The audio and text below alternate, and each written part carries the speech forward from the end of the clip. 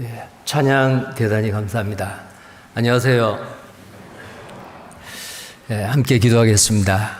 전능하신 살아계신 우리 하나님 아버지, 소망 없이 살던 우리에게 생명 주시고 소망 주시기 위해서 십자가에서 피 흘려 죽으심으로 우리의 모든 죄를 다 사해 주심을 감사합니다.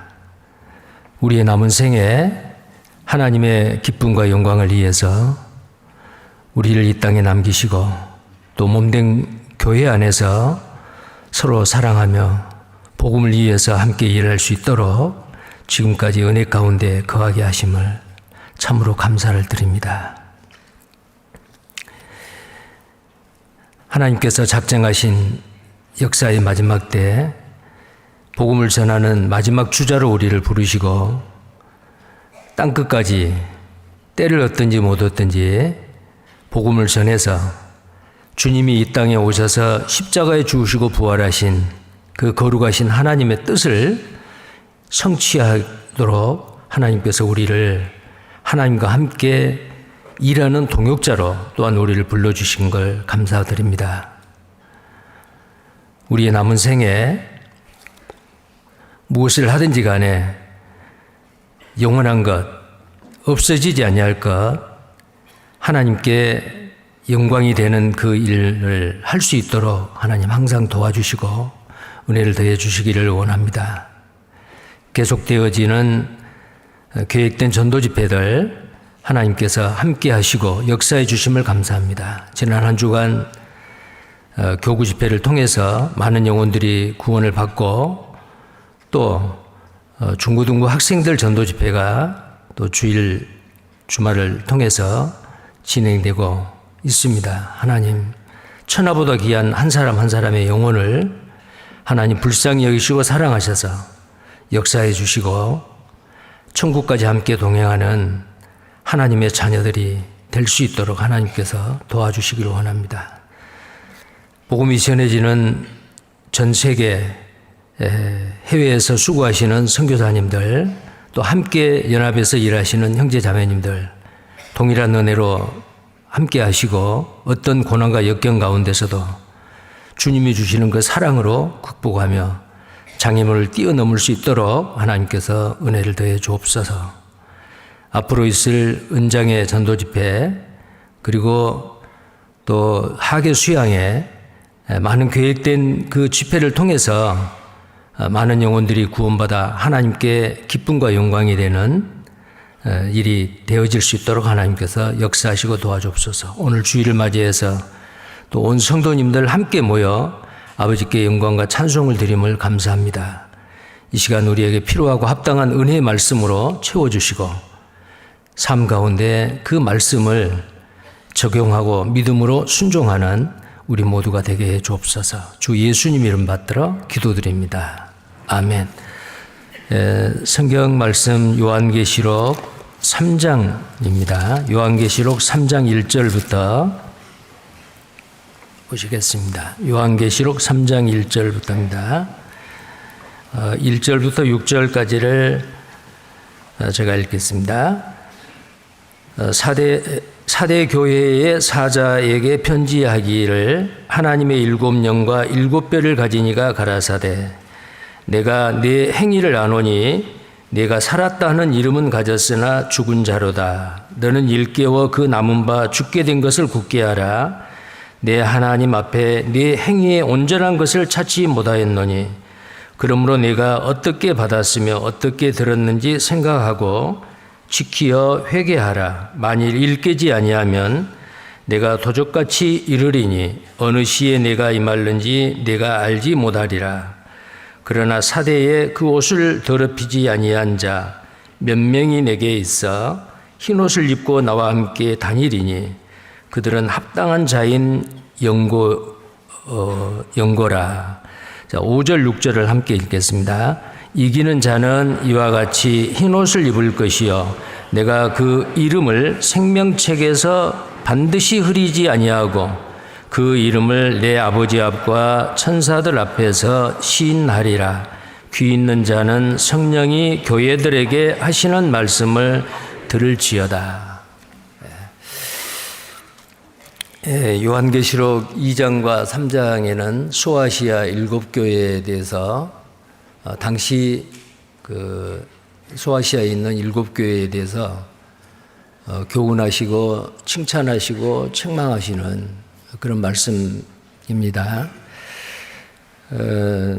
에베소 교회는 처음 그 지리적인 순서로 이렇게 7교회를 주님께서 사도 요한을 통해서 말씀하고 있는데, 에베소 교회는 처음 사랑을 잃어버린 교회, 물론 칭찬도 있었지만 책망이 있었습니다. 그 다음에 두 번째 서머나 교회는 극심한 고난과 핍박 가운데서도 믿음을 지키기 위해서 그 고난과 핍박을 참고 견뎠던 그런 교회입니다. 그래서 죽도록 충성하라, 그리하면 생명의 멸류관을 너에게 주리라 라는 그 말씀을, 약속의 말씀을 서머나 교회에 하셨습니다. 그리고 이 서머나 교회는 7교회 중에서 책망이 없는 교회입니다. 칭찬만이 있습니다. 고난 가운데서 믿음을 지켰던 그 교회입니다. 자, 세 번째 교회는 버가모 교회였는데 세상과 타협하여 우상에 빠진 교회입니다. 칭찬도 있었지만 책망이 있었죠. 그 다음에 네 번째 두아디라 교회는 이단에 빠져 죄로 얼룩진 교회였습니다. 자, 지난 시간까지 두아디라 교회까지를 우리가 보았습니다. 그리고 두아디라 교회에게 주님이 교훈하신 그 내용을 또 우리가 들었습니다. 자, 오늘은 다섯 번째로 사대교회입니다. 자, 이 사도교회를 한마디로 그 교회의 특징을 말하라고 하면은 마치 이런 교회의 대명사입니다. 살았다 하는 이름은 있으나 죽은 자로다. 형식과 의식은 아주 호화롭고 세상 사람들한테도 잘 알려지는 그런 교회였지만 주님이 보았을 때는 죽어 있는 교회 라고 말할 수가 있습니다. 자, 이 사대라고 하는 뜻은, 사대교회의 사대라는 뜻은 남은 자라는 뜻입니다. 남은 자, 남아있는 자. 이 본문 말씀 가운데에서도 너희 중에 몇이 옷을 더럽히지 아니하고 정말 주님이 보시기에 합당한 자로서 살아가는 몇 명이 있다라고 했습니다. 대다수는 전부 다 살았다는 이름은 있으나 실상은 죽은 자였는데 그 중에서 몇 명입니다. 아주 소수이죠. 그 사람들은 너희 중에 남겨져 있는 자들이다. 남아있는 자들이에요.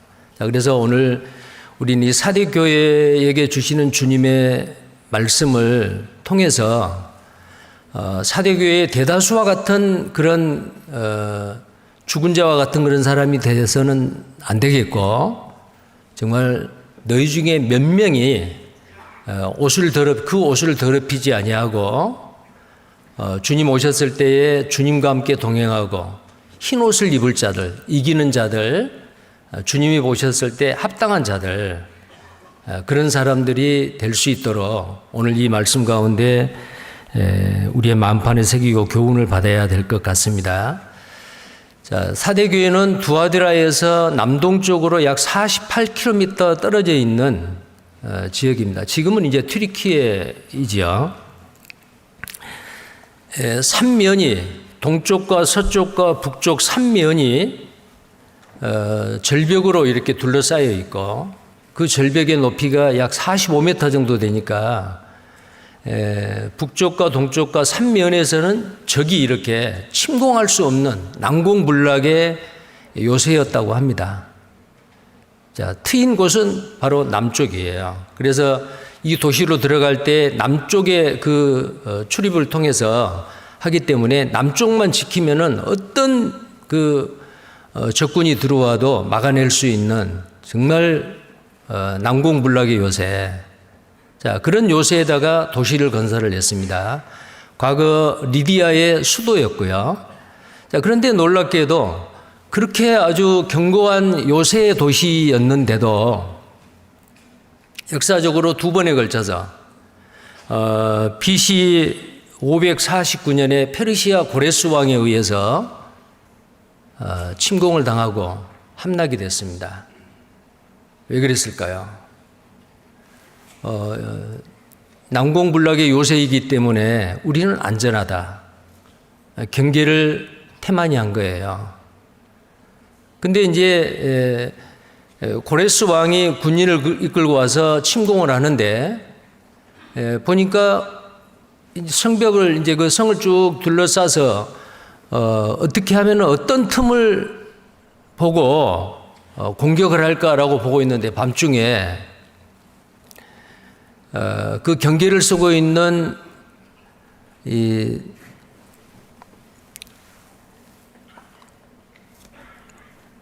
경계 쓰고 있는 이 사대 지역의 그 군인 한 사람이 밤중에 경계를 서다가 깜빡 좋은 거예요.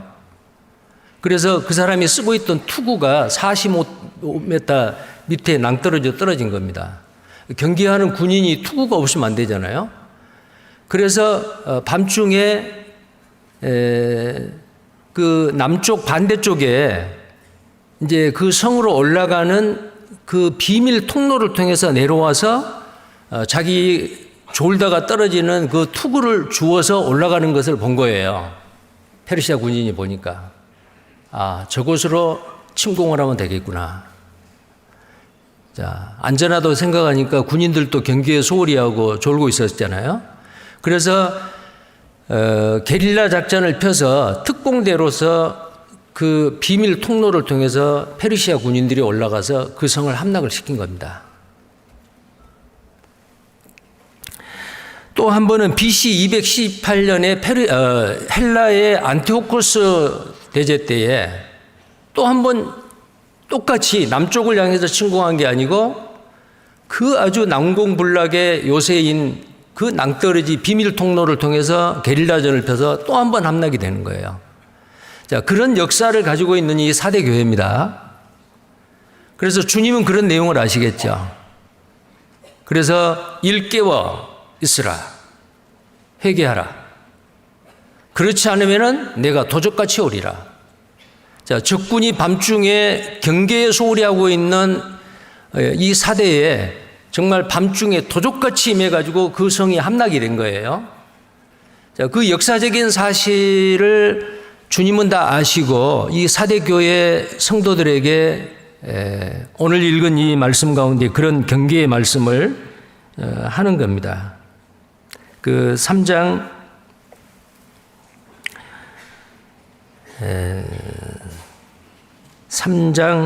3절입니다.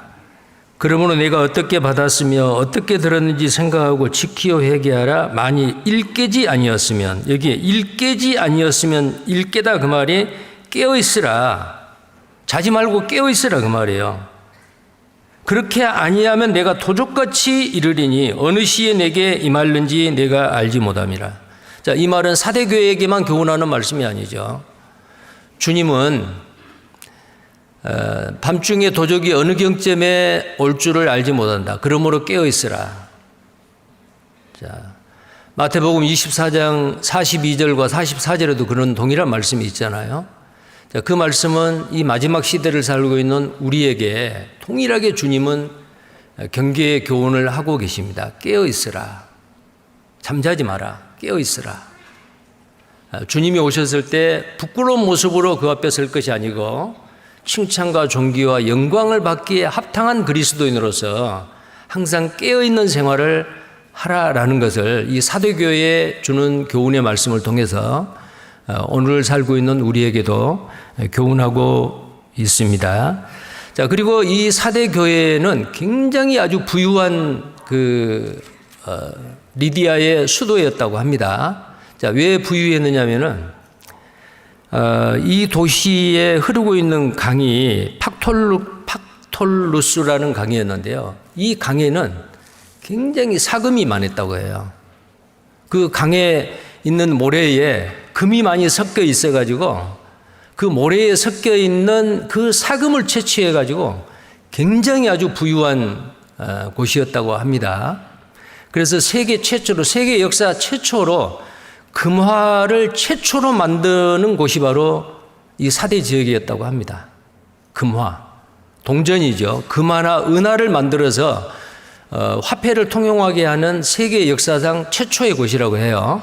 자, 그리고 이곳에는 그 양털로 가지고 직조를 하고 그 다음에 양모로 만드는 그 천에다가 염색 가공하는 그것이 굉장히 발달했다고 합니다.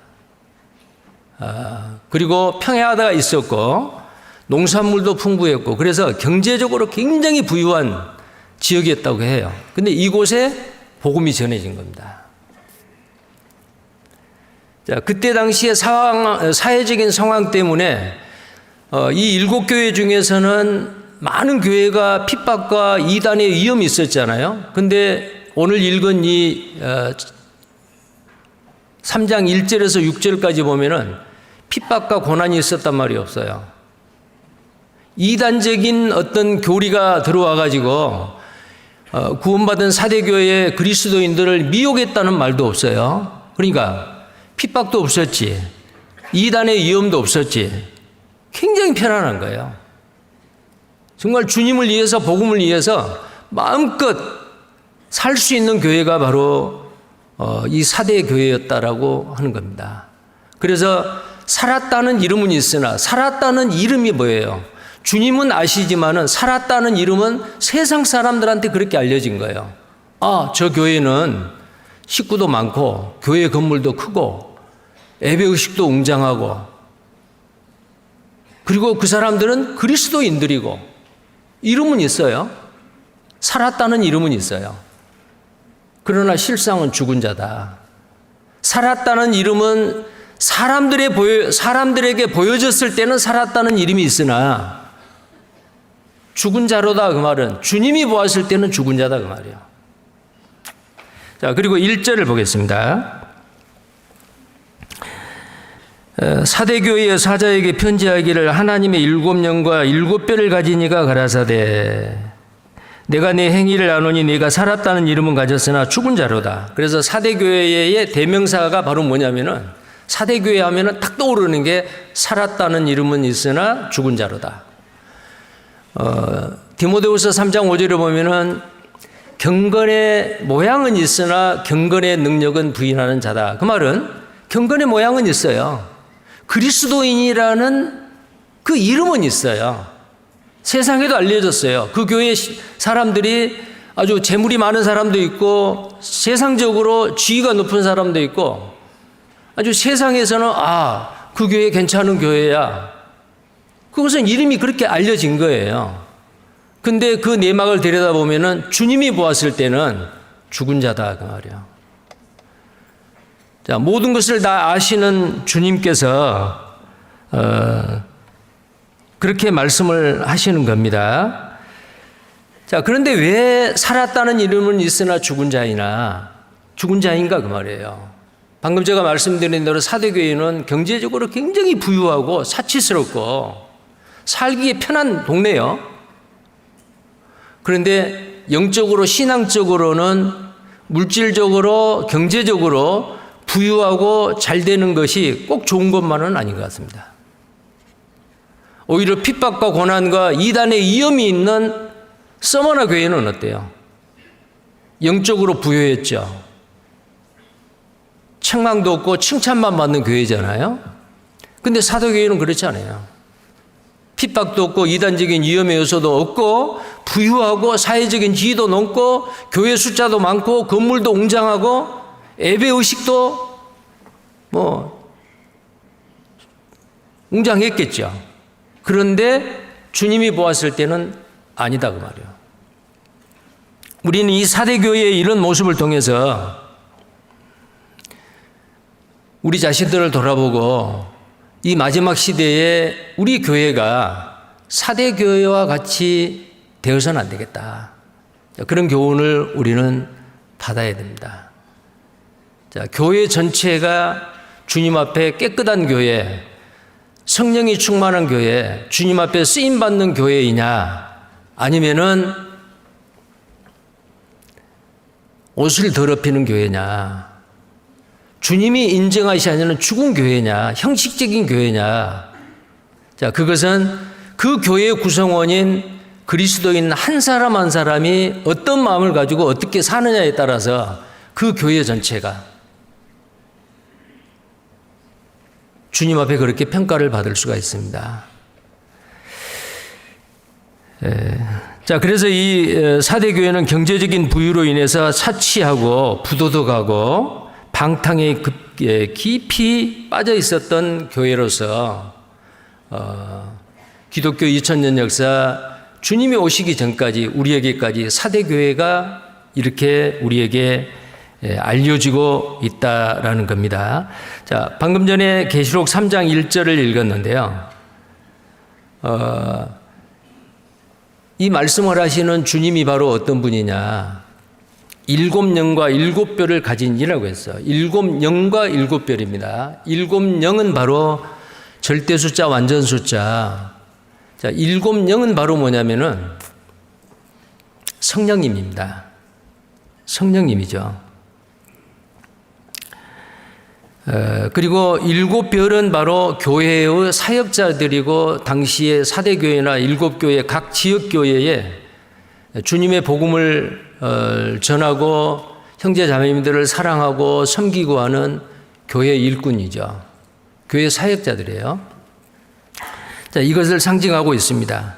그래서 이 사대교회에 가장 필요한 것은 바로 뭐냐? 성령의 역사를 따라서 행함으로 그 행위의 열매를 맺는 것, 성령의 역사로 말미암아. 그리고 또 하나는 바로 참된 교회에 대한 이해와 주님의 사역자를 바로 알고 그 믿음을 본받을 것을 권고하는 것이다. 그래서 처음에 이 말씀을 하시는 주님을 소개할 때에 7영과 7별을 가진 이가 가라사대 이렇게 말씀하고 있어요. 그러니까 사대교회에 가장 필요한 것은 성령의 역사를 따라 성령 충만하고 살아라. 육신을 따라 살지 말고 세상의 것을 추구하고 살지 말고 성령의 뜻을 따라서 살라라는 거고, 그리고 그러기 위해서는 성령의 역사 가운데 올바로 살기 위해서는 교회의 일꾼, 교회의 사역자들 가까이 하고 바로 알고 그 믿음을 본받을 것을 공고하기 위해서 예수님께서는 자기를 이렇게 소개를 하고 있는 거예요. 7영과 7뼈를 가진 이가 가라사대라고 말씀을 하고 있습니다. 그리고 내가 네 행위를 아노니 세상 사람들에게는 정말 괜찮은 교회로 비춰졌겠지만은 주님이 보았을 때는 겉모양하고 그런 게 아니에요. 사람은 외모를 보나 나 여호와는 중심을 본다 그랬죠. 주님은 중심을 아세요. 자, 그 모든 것을 다 아시는 주님께서 사대교회의 실상을 낱낱이 드러내고 있다라는 것입니다. 자, 그러면 여기에서 성령을 쫓아 행하라. 갈라디아서입니다. 갈라디아서 5장.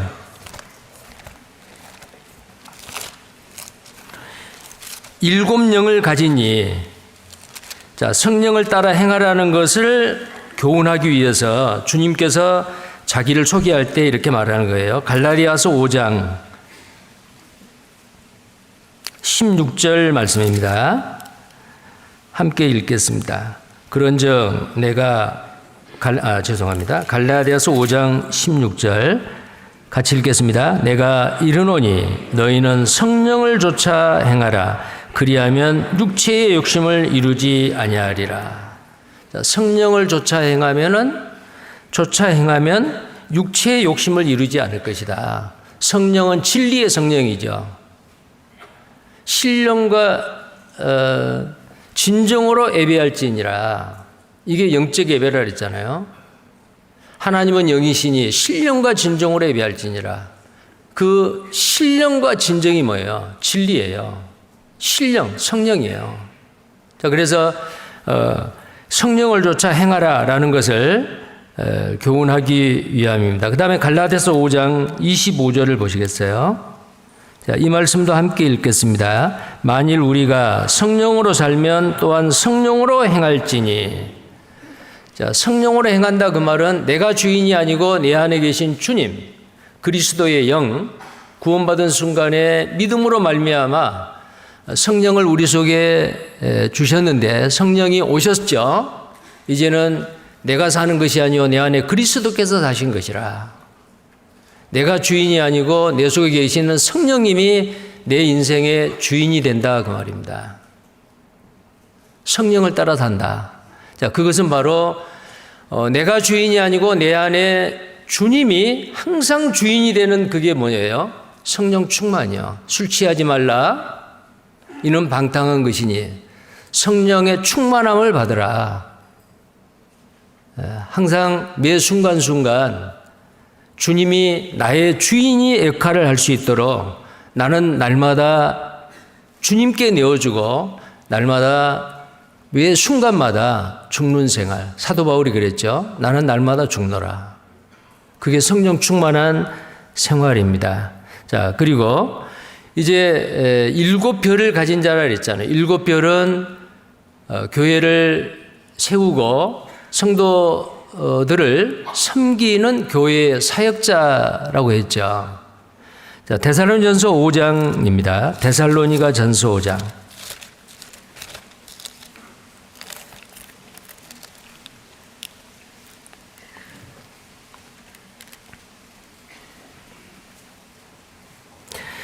데살로니가전서 5장 12절 13절 제가 읽겠습니다. 형제들아 우리가 너희에게 구하노니 너희 가운데서 수고하고 주 안에서 너희를 다스리며 권하는 자들을 너희가 알고 저의 역사로 말미암아 사랑 안에서 가장 귀히 여기며 너희끼리 화목하라. 자, 여기에서 너희 가운데서 수고하고 주 안에서 너희를 다스리며 권하는 자들 누굴까요? 교회 일꾼들이에요. 너희를 권하고 너희를 다스리는 자들. 교회를 굳게, 말씀에 굳게 세우기 위해서 주님이 세우시는 일꾼들이에요. 자, 이렇게 말하면, 나는 임원이 아니기 때문에 여기 해당 안 되겠네. 그렇게 생각할 수 있겠는데요. 아닙니다. 하루라도 먼저 구원받는 사람, 내보다 뒤늦게 구원받은 그 형제 자매님을 어떻게 해야 돼요? 섬기고 말씀에 굳게 세우는 일을 하는 거죠. 자, 이런 사람들을 어때요? 방금 읽었던 그 말씀대로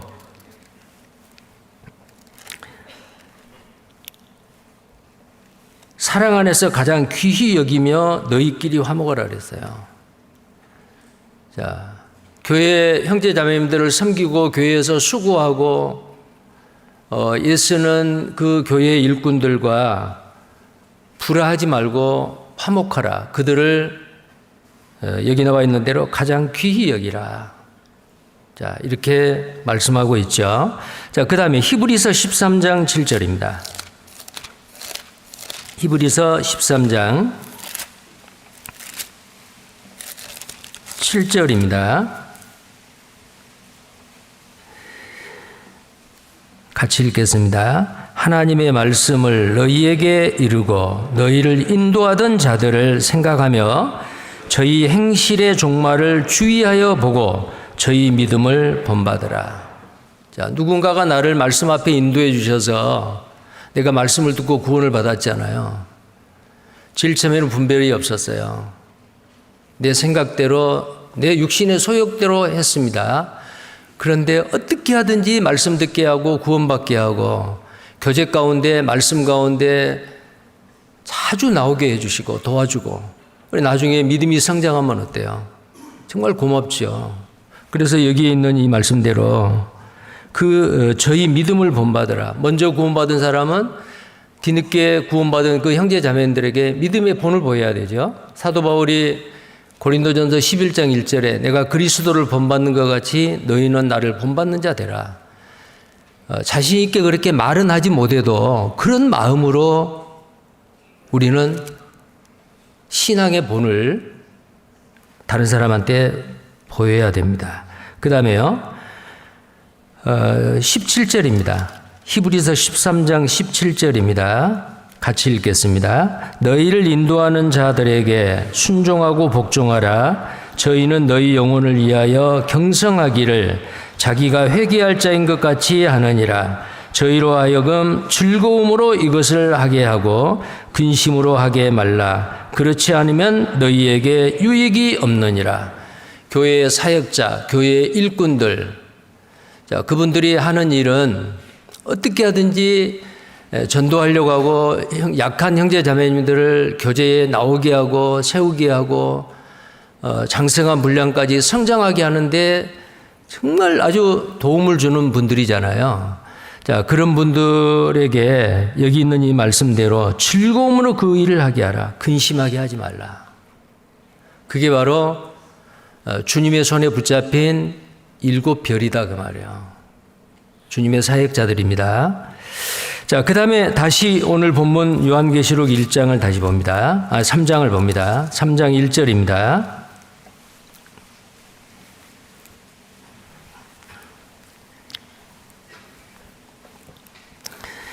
사대교회의 대명사라고 할 수 있는 그 말 다시 봅니다. 뒷부분에 보면은 네가 살았다 하는 이름을 가졌으나 죽은 자로다. 살았다 하는 이름은 가졌으나 죽은 자다. 이 사람들이 어떤 사람일까요? 다 구원 안 받은 사람이냐? 예, 구원 안 받은 사람도 있죠. 그러면 다 구원받은 사람인데 잠자는 자냐? 다 그렇지는 않습니다. 여기서 우리가 살았다는 이름은 있으나 죽은 자다라고 하는 이 사람들은 두 가지 경우에서 생각해 볼 수가 있습니다. 자, 한 경우의 사람은 살았다는 이름은 있어요. 그게 뭐죠? 그리스도인이요. 자, 그리스도인입니다. 그리고 교회 안에서 형제님, 자매님하고 호칭을 하고 주일날, 수요일날 구역 모임, 조모임, 부서별 모임에 참석도 하고 그렇습니다. 그런데 그런 사람들 중에서 예수님이 말씀하신 대로 하나님의 나라는 그물로 물고기를 잡았는데 먹을 수 있는 물고기와 먹을 수 없는 물고기. 먹을 수 없는 물고기는 버리오니라. 또 하나님의 나라는 의인 중에서 마지막 때에 의인 중에서 악인을 갈라내리라. 알곡 중에서 가라지를 갈라내리라. 자, 알곡이 많아요. 근데 그 중에서 가라지가 있어요. 많은 좋은 고기가 있어요. 근데 못 먹을 고기가 있어요. 많은 의인이 있어요. 근데 그 의인 중에서 악인이 있어요. 그리스도인이라는 이름은 있는데 실제로는 주님이 보았을 때는 구원 못 받은 사람이요.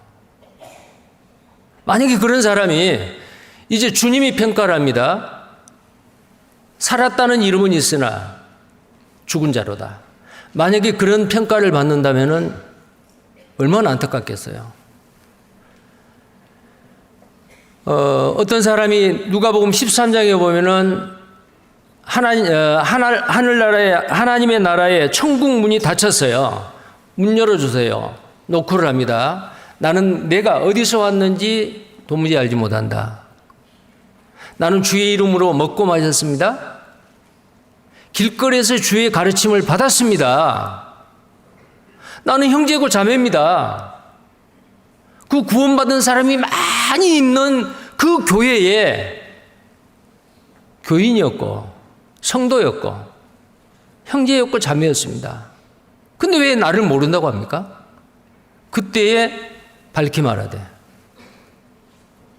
난 너가 어디서 왔는지 도무지 알지 못하노라. 저자를 바깥 어두운 곳에 던지라. 거기서 울며 슬피 울며 이를 갈미 있으리라.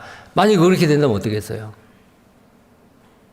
사대 교회는 분명히 세상 사람들에게는 그럴듯한 사람들이 그 교회를 구성원으로 이루고 있고 세상적으로는 야, 그거 괜찮은 교회다 평가를 받았어요.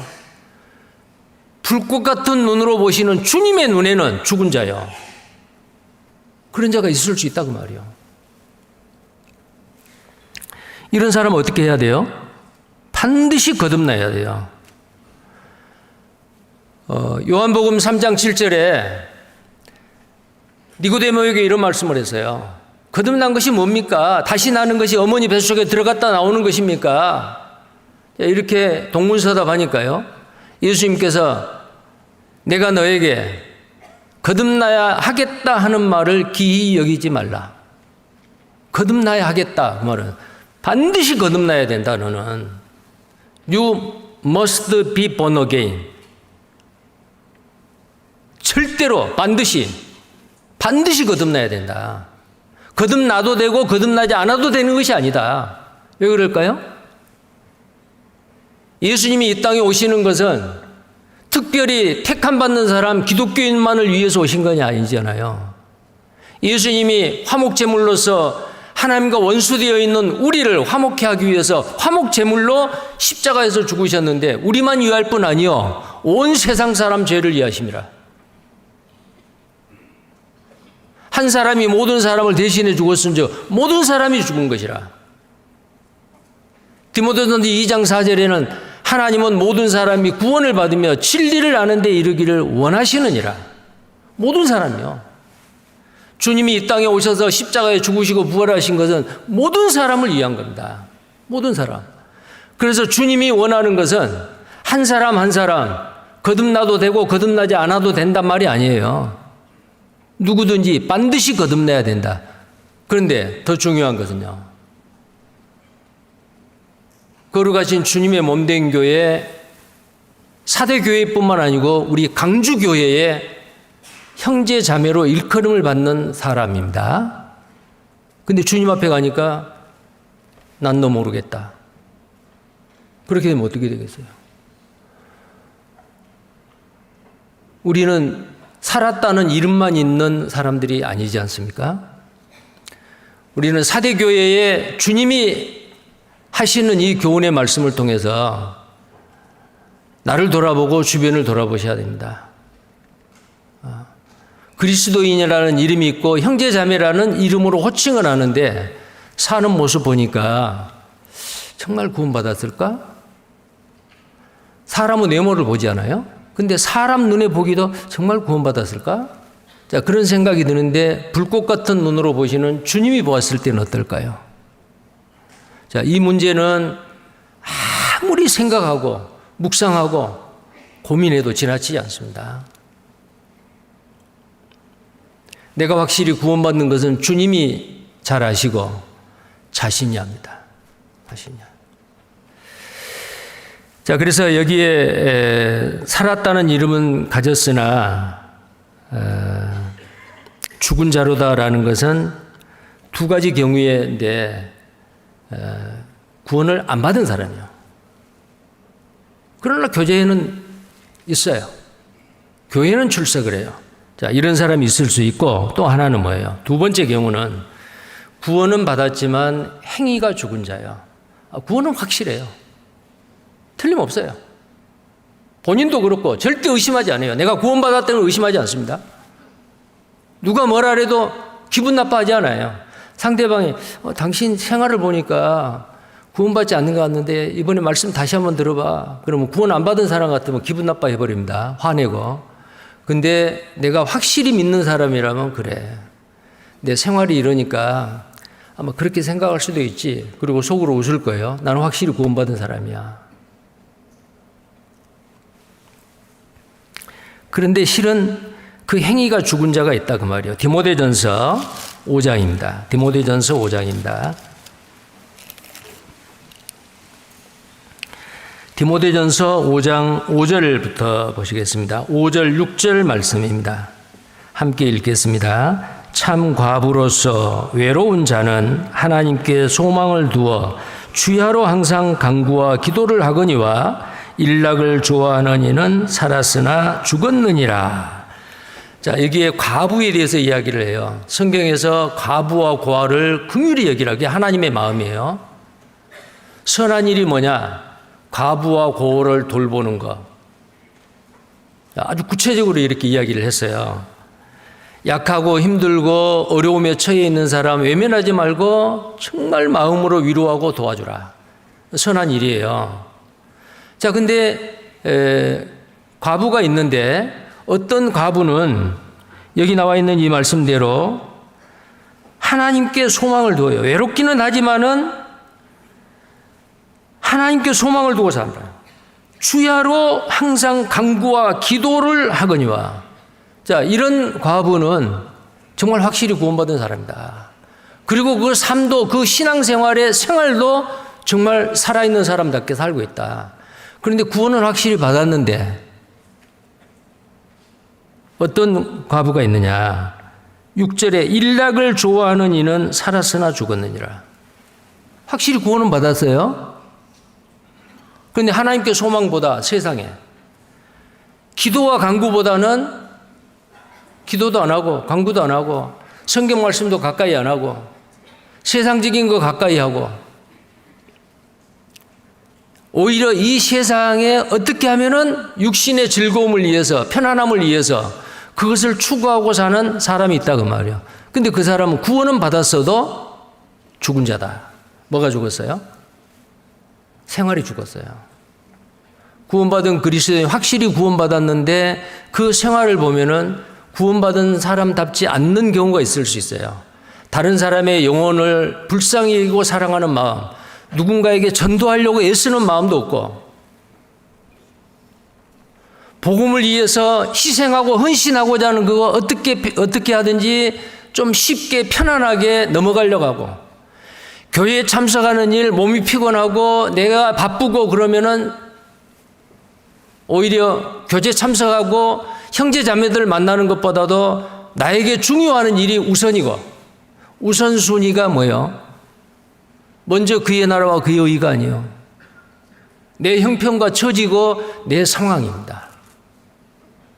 그런 사람은 어때요? 확실히 구원은 받았으나 죽은 자로다. 생활이 죽은 자예요. 자, 그러니까 이 사대 교회는 살았다는 이름은 있으나라고 하는 것은 두 가지 경우라니까요. 구원 안 받은 사람, 구원 받았는데 그 신앙생활이 삶이 죽어 있는 사람. 이것을 다른 말로는 뭐라고 하냐면은 잠잔다라고 이야기하잖아요. 잠잔다. 에베소서입니다. 에베소서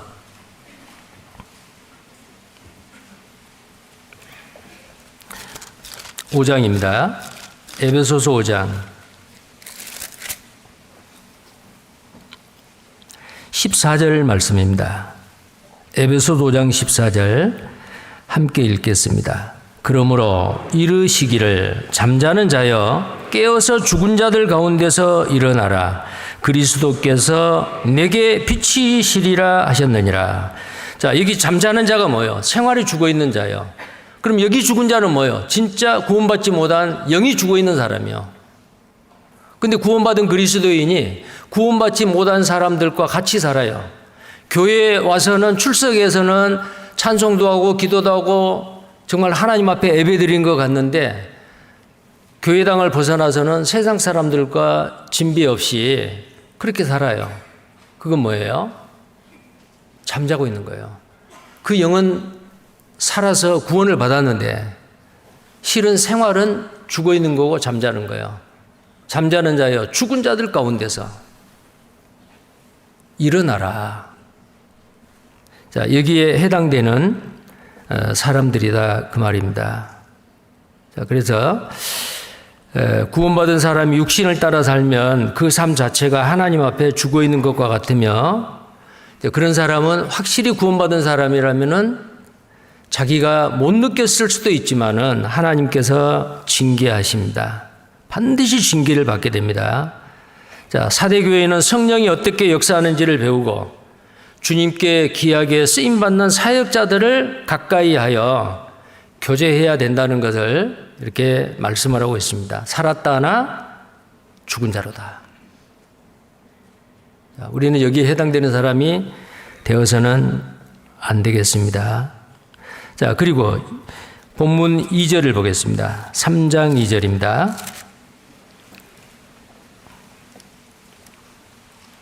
3장 2절. 요한계시록 3장 2절입니다. 너는 일 깨워 그 남은 바 죽게 된 것을 굳게 하라. 내 하나님 앞에 네 행위에 온전한 것을 찾지 못하였노니. 자, 여기에 2절에 보면 죽게 된 것을 굳게 하라. 죽게 된 것을 굳게 하라. 만약에 구원은 받았는데 그 생활이, 신앙이, 믿음 생활이 죽어 있다. 자, 그러면 어떻게 해야 돼요? 믿음의 불씨가 약해지고 꺼져가고 있어요. 살려야죠. 아직 완전히 죽은 것은 아니기 때문에 남은 성령의 불씨, 믿음의 불씨를 일으키라고 촉구하신 겁니다. 사대교회는 성령의 공급을 받아서 신앙의 불씨를 일으켜야 한다고 말이에요. 그리스도인은 아까 에베소서 5장 14절에 있는 대로 잠자는 자여 죽은 자들 가운데서 일어나라. 그리스도인은 죽은 자들 가운데서 일어나 구별된 생활, 거룩한 생활, 의로운 생활, 경건한 생활, 성령 충만함을 받는 그 생활을 반드시 회복해야 된다라는 것을 말씀하고 있습니다. 자, 그 다음에 요한계시록 3장 2절 그 뒷부분입니다. 자, 죽게 된 것을 굳게 하라. 믿음의 불씨를 당겨라. 꺼져가는 불꽃을 다시 일으키라. 그 말이에요. 굳게 하라. 내 하나님 앞에 내 행위에 온전한 것을 찾지 못하느니라. 내가 주님이 보니까 사대교회의 성도들의 그 믿음을 보니까 온전한 것이 없어요. 온전한 것을 찾지 못했다.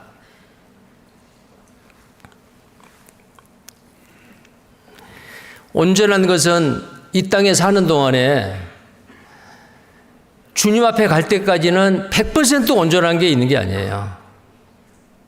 구원받은 그리스도인의 이 땅에서 살고 있는 사람의 수준에서 완전한 거예요.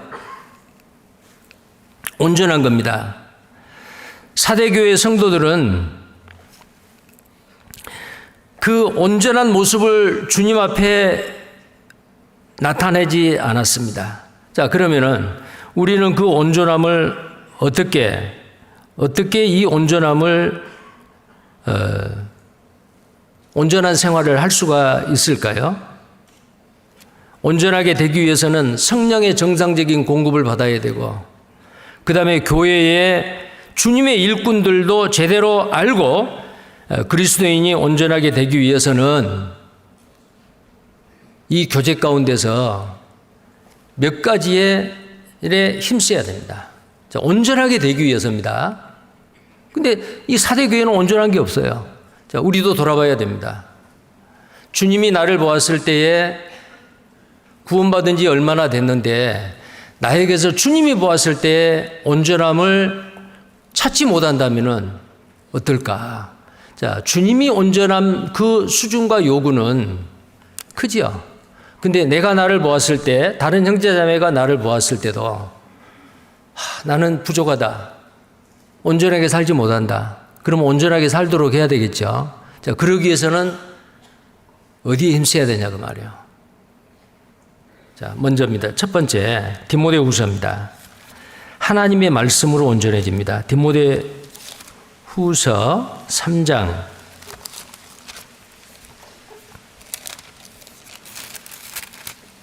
16절, 17절 말씀입니다.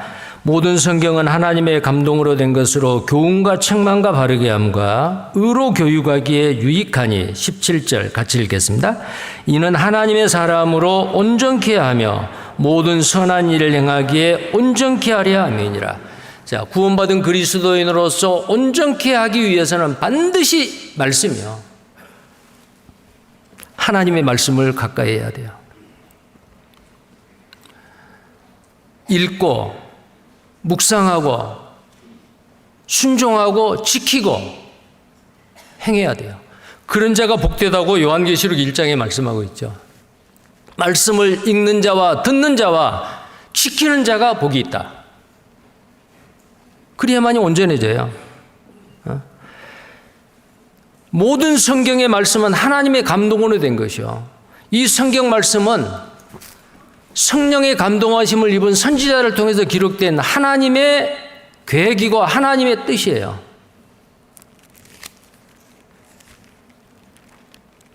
문자로 인쇄되어 있는 이 책을 우리는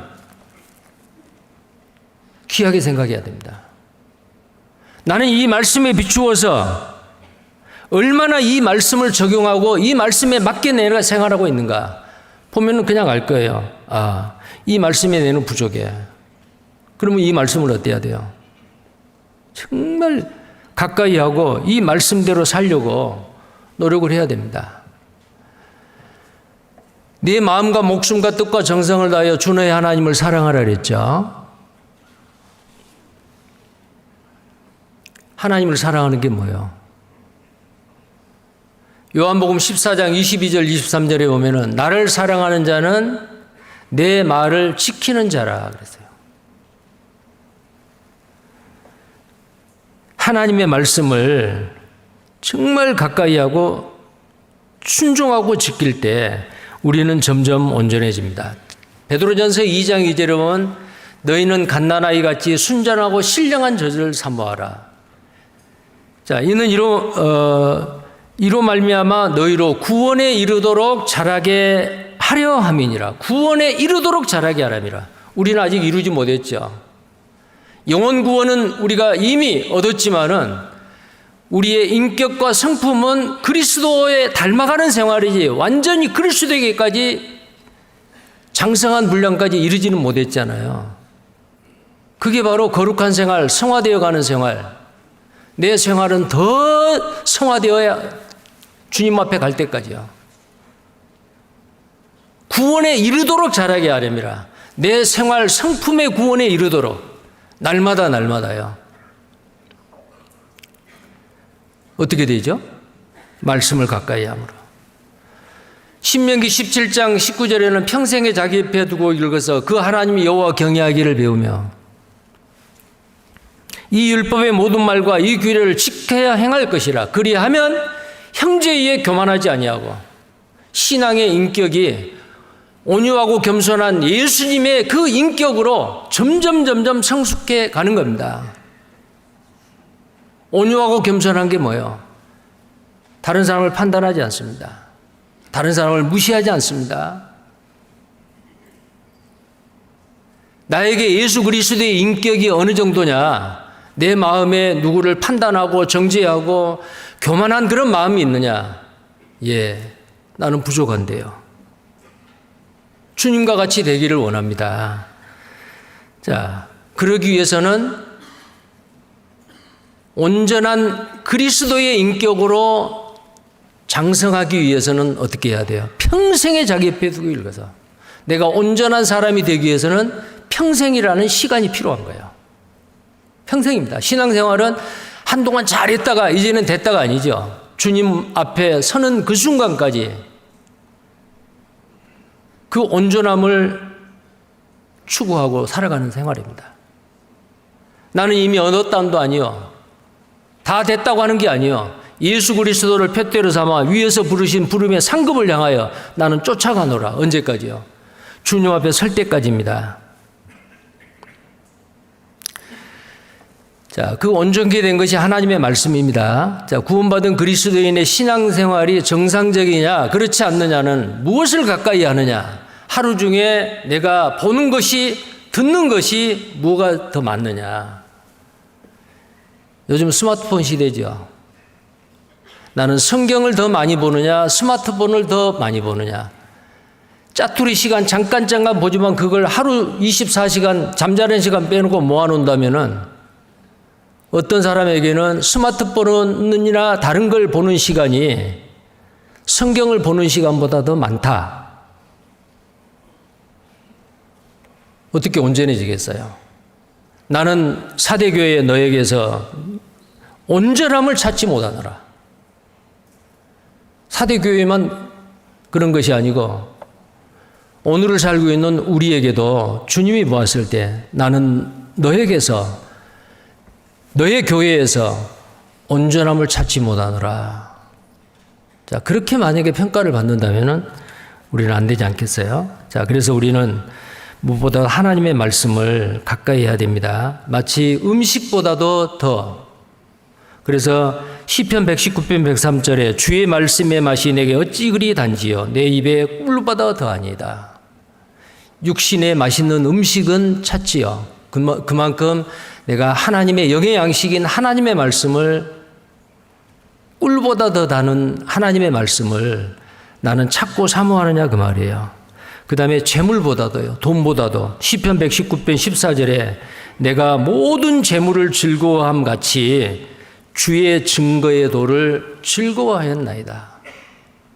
자, 그런 마음을 가지셔야 되고, 그 다음에 시편 119편 131절에 목이 마르면 물을 마시잖아요.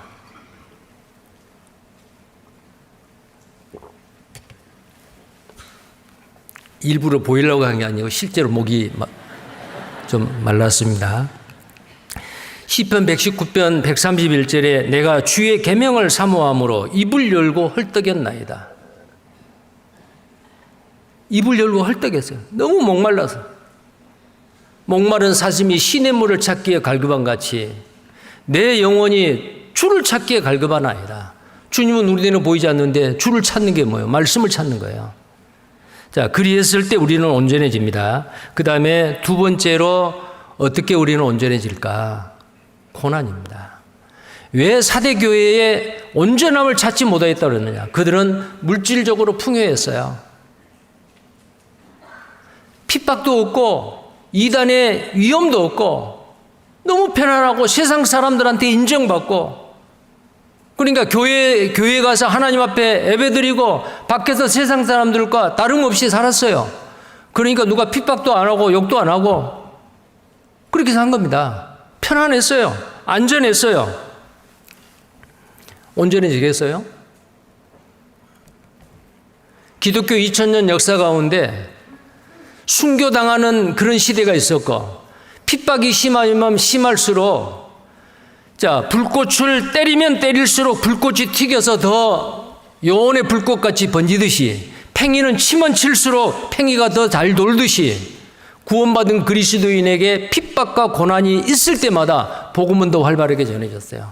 예루살렘의 기독교인, 초대교인들을 죽이고 야고보를 제일 먼저 목 자르고 핍박을 하니까 예루살렘의 초대교회에 구원받는 성도들이 뿔뿔이 흩어졌어요. 뿔뿔이 흩어져서 가는 곳마다 복음을 전했다고 돼 있어요. 핍박이 있으니까 그만둔 게 아닙니다. 우리가 온전해지기 위해서는 사대교회 같이 편안한 게 아니에요. 근데 왜 사대교회가 물질적으로 풍요로만 했기 때문에 사치하고 편안했을까? 아니요.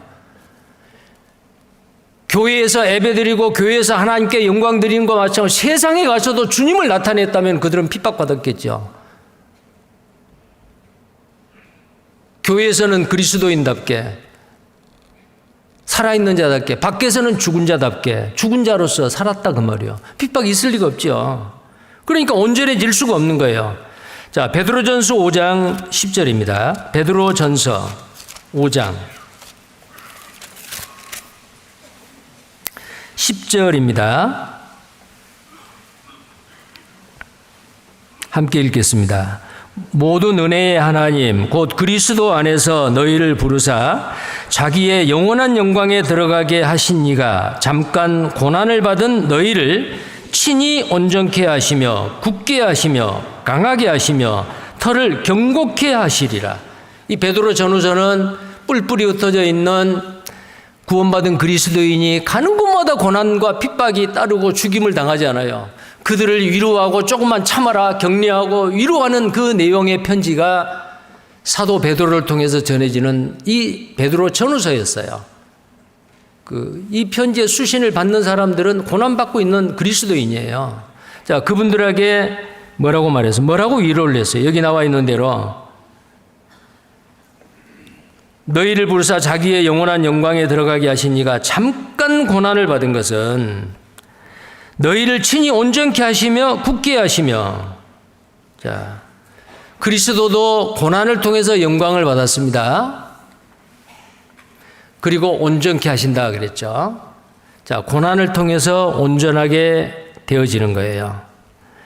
시편 138편 7절 8절에 보면은 다윗이 그랬어요. 내가 환난 중에 다닐지라도, 자, 그렇게 말하고 8절에는 뭐라고 말했냐면은 시편 138편 7절 8절에요.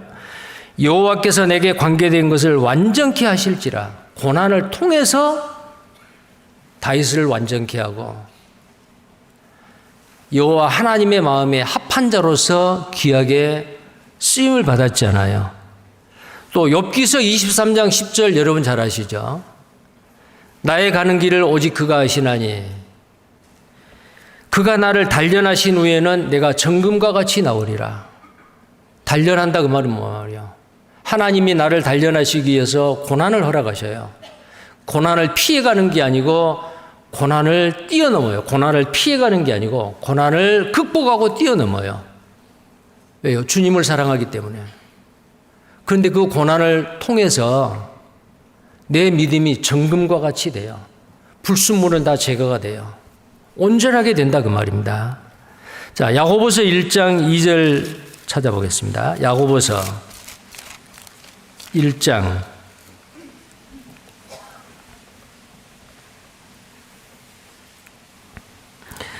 2절에서 4절까지 함께 읽겠습니다. 내 형제들아 너희가 여러 가지 시험을 만나거든 온전히 기쁘게 여기라. 이는 너희 믿음의 시련이 인내를 만들어내는 줄 너희가 알미라.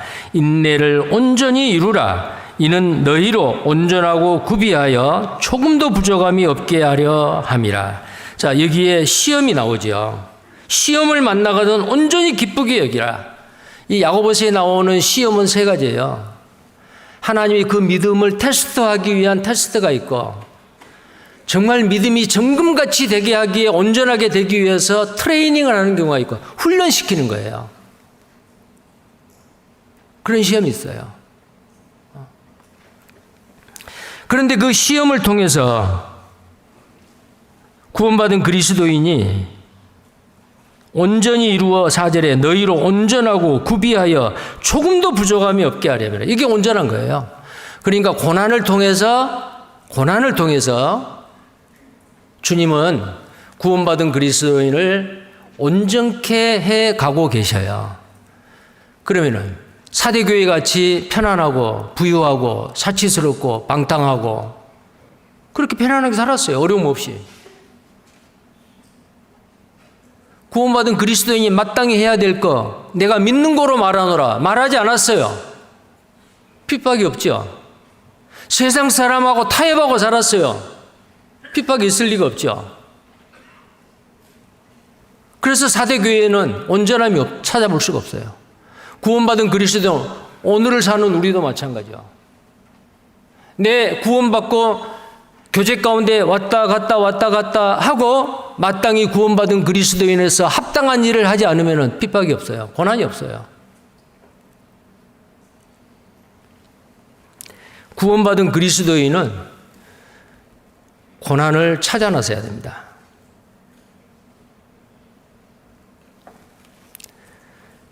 고난을 즐기셔야 됩니다. 고난이 없는 영광은 없습니다. 십자가 없는 영광은 없다. 십자가 없는 멸류관 없다. 잘 아시죠? 십자가 없는 영광 없다. No cross, no crown. 고난 없는 영광 없다 그 말이야. 그러나 우리가 이 땅에서 받는 고난은 잠시 잠깐이요. 그러나 주어지는 영광은 영원하고 크고 귀한 거잖아요. 자, 우리가 매번 전도 집회를 합니다. 새로운 사람 인도하기 얼마나 힘들어요. 눈치 봐야 되고, 그 사람은 정말 부모가 아이가 출생했을 때 엄마 아빠는 어때요? 종이요, 그 아이에. 울면 뛰어가야 되고, 먹을 거 내놔 그러면 대령해야 되고, 내 오줌 넣었으니까 빨리 기저귀 갈아줘 그러면 뛰어가서 기저귀 갈아줘야 되고, 그 아이가 왕이죠. 킹이요. 부모는 뭐요? 신하요. 그러지 않아요? 그렇죠. 그게 쉬운 일이에요? 아니죠. 우리가 다른 사람에게 전도하는 것도 마찬가지요. 전도 받는 사람은 그걸 처음에는 몰라요. 나중에 이제 어느 정도 장성하고 나면, 아, 나에게 전도하기 위해서 그렇게 애를 썼구나. 완전히 종로로 됐구나. 근데 우리는 그 종로로 가면서 어때요? 그거 힘들고 어려워도 기쁨으로 감사함으로 한 영혼이 탄생하는 그 기대감을 가지고 했잖아요. 그리고 주님 앞에 가는 그게 영광으로 나타날 거 믿음으로 소망 가운데 했잖아요. 그게 고난이라니까요. 한 사람 전도하는데 얼마나 힘들어요. 근데 전도를 안 한다. 편안하죠. 매번 전도 집회 할 때마다. 어떤 분은 매번 전도 집회 할 때마다 새로운 영혼들을 모셔오고 옆에서 말씀 찾아주고 오늘 오실까 안 오실까 전화하고 대단한 수고와 종노릇이에요. 고난이죠. 근데 그런 일을 했던 사람이 주님 앞에 가면 어때요? 가장 높으신 분이요. 너희 중에 큰 자는 너희를 섬기는 자요. 너희 중에 으뜸이 되고자 하는 자는 너희의 종이 되어야 하리라. 천국 가면은 가장 높은 사람, 가장 으뜸이 되는 사람은 이 땅에서 얼마나 많은 사람을 섬기고 종로로 됐느냐. 그 종로로 가기 위해서는 어때요? 전도하는 사람 같이 종로로 하는 사람이 어디가 있어요? 그냥 우리끼리 하는 얘기지만요.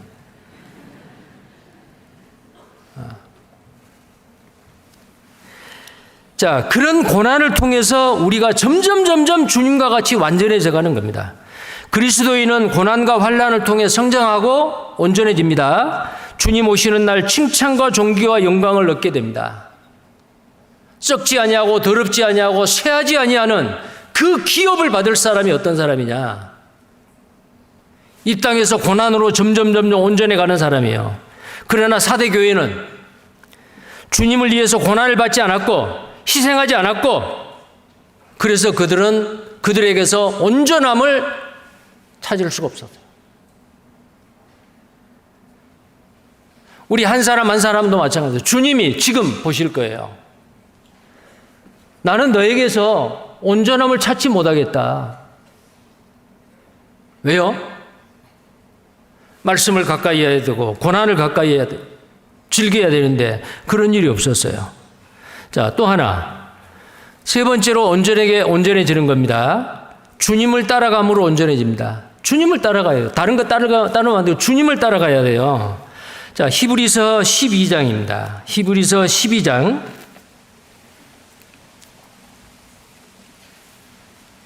히브리서 12장 1절부터 보겠습니다. 1절, 2절 같이 읽겠습니다.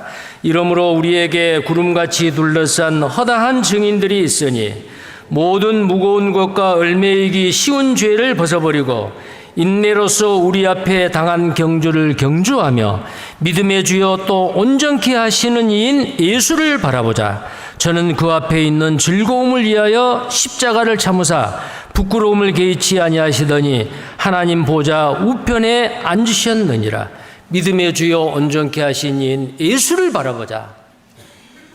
자, 누구를 바라보라고요?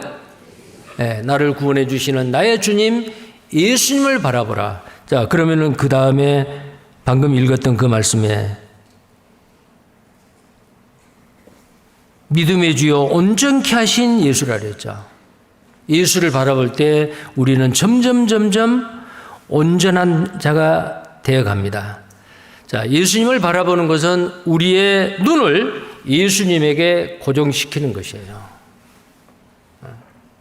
왜 우리가 세상에서 근심, 걱정, 고민, 속상한 일 왜요?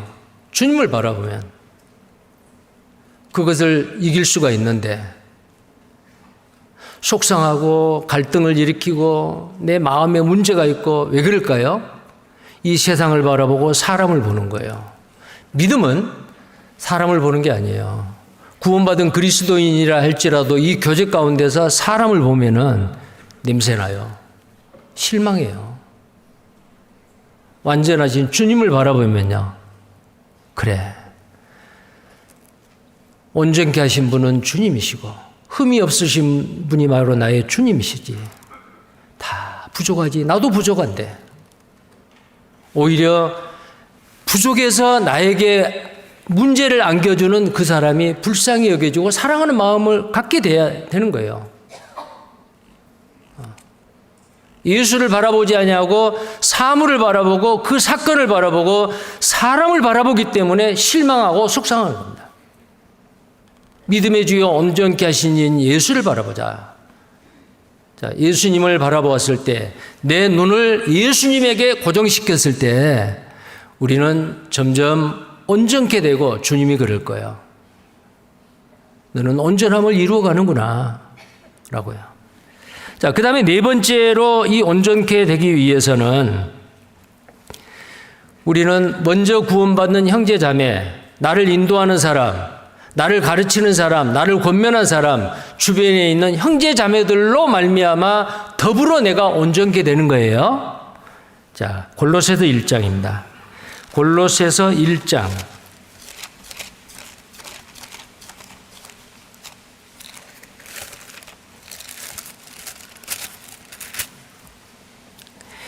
(28절부터입니다) 골로새서 1장 28절부터 29절까지 함께 읽겠습니다. 우리가 그를 전파하여 각 사람을 권하고 모든 지혜로 각 사람을 가르침은 각 사람을 그리스도 안에서 완전한 자로 세우려 함이니 이를 위하여 나도 내 속에서 능력으로 역사하시는 이의 역사를 따라 힘을 다하여 수고하노라. 자, 우리는 무슨 일을 해야 돼요? 다른 사람을 완전하게 하고 다른 사람을 세우는 일을 하다 보면은 나도 모르는 사이에 나도 완전해져요. 내 신앙이 완전하게 자라나는 데는 골로새서 1장 6절에 보면은 너희가 하나님의 은혜를 듣고 참으로 깨달은 날부터 너희 중에서와 같이 온 천하에 이르러 열매를 맺어 자라는도다 그랬어요. 열매를 맺는 게 뭐예요? 내가 다른 사람을 인도해서 그 사람이 구원을 받았어요. 그게 아버지께 드리는 열매요. 과실을 풍성히 하여 아버지께 기쁨과 영광을 드리는 것. 누가 전도해가지고 그 형제 자매 그 사람은 그 지역에 주님께 드려지는 첫 열매다. 이런 말씀이 성경에 있죠. 전도의 열매 말이요. 근데 내가 구원을 받았어요. 자, 구원을 받고 나서 한참 후에 구원받은 지 오래돼가지고 믿음이 성장하고 전도한 건 아니잖아요. 지난번 지금 전하라 그랬죠. 보라 지금은 은혜 받을 만한 때요. 지금은 구원의 날이로다. 내일 전해라. 그 마귀가 주는 말이요. 지금이요. 그런데 그렇게 이제 복음을 때를 얻든지 못 얻든지 전합니다. 그래서 복음을 전해서 나를 통해서 다른 사람이 구원을 받아요. 그럼 어떻게 하죠? 내가 그리스도를 본받는 것 같이 너희는 나를 본받는 자 되라. 말은 못해도 마음속으로 그런 마음으로 내가 인도해서 구원받는 사람을 잘 신앙의 본을 보임으로 인해서 아우는 형을 따라오잖아요. 그대로 보고 흉내내고 그대로 보고 배우고. 근데 거기에 천하에 이르러 열매를 맺어 자라는 도. 그냥 자라는 도다라고 하지 않았어요. 열매를 맺어 자라는 도다. 열매를 맺어. 근데 여기에 방금 읽었던 이 골로새 1장 28절 29절을 보면은 내가 이 일을 위하여 이의 역사를 따라 힘을 다하여 수고하노라. 왜? 각 사람을 그리스도 안에서 완전한 자로 세우기 위해서 힘을 다하여 수고하노라. 다른 사람을 세우려고 하다 보니까 나도 모르는 사이에 내가 완전한 사람, 온전한 사람이 되어간다니까요. 전도의 열매를 맺으니까 그 전도를 통해서 열매를 맺으니까 내 믿음이 자라간다니까요.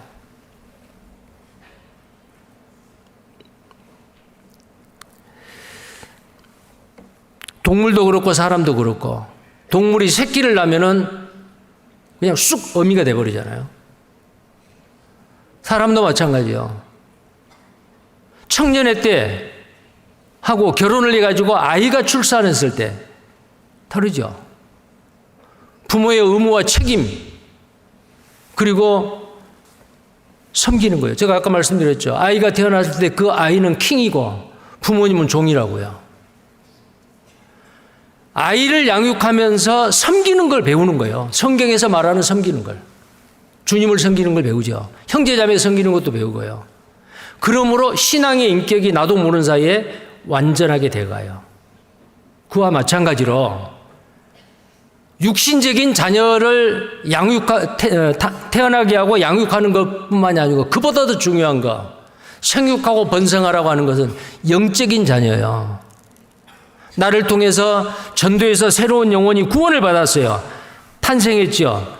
세우고 양육하고 장성하게 되기까지 바라보고 돌봐주고 그 일을 함으로 인해서 나도 모르는 사이에 내가 자라나고 완전해져요. 그 말씀이거든요. 내 속에 능력으로 역사하는 이의 역사를 따라 힘을 다하여 수고하노라. 이 수고를 함으로 인해서 내가 자라난다. 가정에서 부모와 형제 자매들을 통해 자녀가 온전하게 되듯이 교회에서도 주님의 사역자와 먼저 구원받은 성도들을 통해 각 성도는 점점 온전하게 되고 그 온전하게 하는 그 일을 하는 그 사람도 덩달아서 온전하게 되어간다. 그런데 사대교회 형제 자매들은 어땠어요? 온전함을 찾을 수 없다. 자, 우리는 그러해야 됩니다. 자, 오늘 이 사대교회 다 드리지 못한 말씀은 다음번에 계속해서 말씀을 드리기로 하겠습니다. 이 사대교회의 특징과 딱 나타나는 대명사는 바로 뭐예요? 살았다는 이름은 있으나 죽은 자로다. 우리가 그런 사람이 돼서는 안 되겠죠. 그래서 우리 중에 형제 자매라는 이름은 있으나 실제로 구원받지 않는 사람 반드시 구원받으셔야 돼요. 반드시 거듭나야 됩니다. 그리고 확실히 거듭난 사람인데도 그 행위가 그 신앙이 죽어 있는 사람 어떻게 해야 돼요? 잠자는 자여 죽은 자들 가운데서 일어나라. 정신 차리고 주님 오실 날이 가까운 이때에 우리는 점점 온전한 사람이 되기 위해서 방금 말씀드린 그 몇 가지를 마음판에 새기시고 온전함을 향해서 힘껏 매진하는 우리 모두가 되시기를 바랍니다. 기도하겠습니다.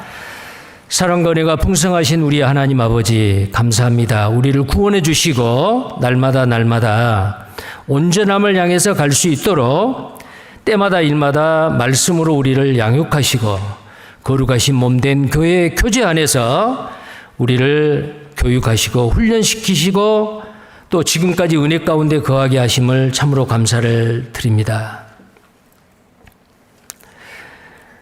이 복음을 전하고 열매를 맺어 온천에 이르러 열매를 맺어 자라게 하시는 도다라는 그 말씀대로 하나님 아버지 또 다른 영혼들을 주님 앞에 인도하기 위해서는 그 일이 결코 쉬운 일이 아니고 고난을 자처하는 일임을 압니다.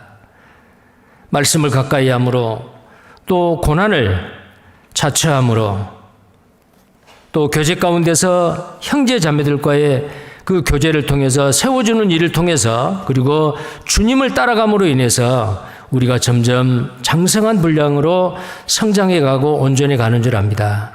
사대교회와 같이 되지 않게 해 주옵소서. 자신을 돌아보고 날마다 회개하며 주님이 원하시는 그 선하신 뜻을 따라 충성스럽게 최선을 다해서 살아갈 수 있는 우리 모두가 되게 도와주시고 인도해 주옵소서. 주 예수님 이름 받들어 기도드립니다. 아멘. 예, 주님이 곧 오십니다. 주님 앞에 섰을 때에